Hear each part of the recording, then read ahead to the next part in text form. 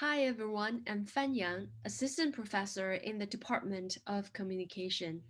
It is a great pleasure to be invited by the Albany Racial Justice Committee to share my research projects on social support in response to the alarming rise in anti-Asian sentiment during the pandemic. As a communication scholar, part of my work focuses on how we could communicatively support each other to cope with difficult situations such as racial discrimination. In the past year of 2020, we've seen so much loss to this pandemic. Besides the precious lives lost, we also observed the disheartening rise of anti Asian hatred and crimes across the US. In a collaborative research by Professor Angie Chang, Ms. Hirom Zhou, and Mr. Jiwon Lee and me, we conducted inductive content analysis around 800 news reports from left-leaning and right-leaning news media in the US and Korea. We identified the emergence of nationalistic identities, particularly in both US and Korean conservative media, through the construction of the imagined solidarity against China as an adversary. The naming of Chinese virus does not only hurt Chinese American community, but also the entire Asian American populations, as we see a significant rise of crimes targeting specifically Asian Americans. We all know that when people are not able to cope with distress properly, they're going to behave in extreme ways. And aggression is one of the maladaptive behaviors developed under significant stress, which in this case is a unprecedented pandemic that has taken millions of lives and costed countless economic loss worldwide. So, what can protect us under outstanding distress from maladaptive behaviors and maintain empathy towards others?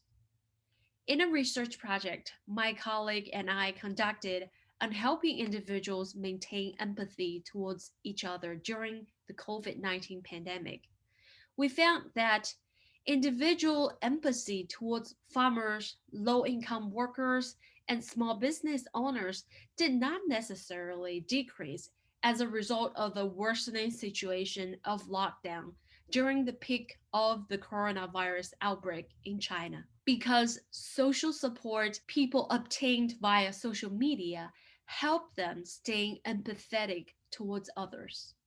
Social support is often sought after major life changes or even minor hassles, as it is often associated with positive appraisal of distress.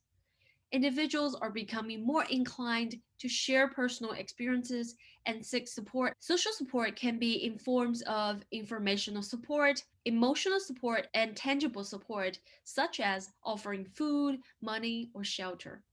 Previous literature has suggested that having social support with or without distress is beneficial, which is the main effect model of social support. But social support is also particularly protective that will buffer us against stress. The benefits of social support have been confirmed in many previous studies, as well as in my other collaborative research project on helping victims cope with racial discrimination assertively.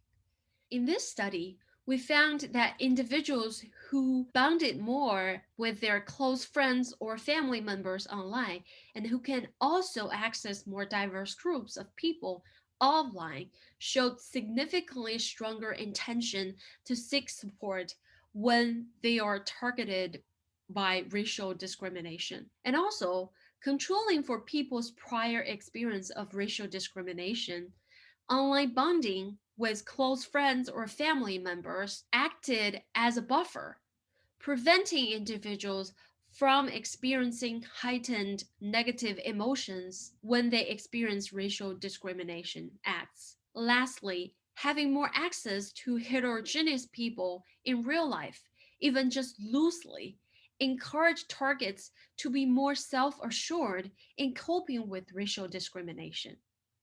So, what can we take away from the research and use it in our efforts to support the Asian American, and Pacific Islander community? First, we need to provide support to those who have been subjected to any forms of anti Asian hate.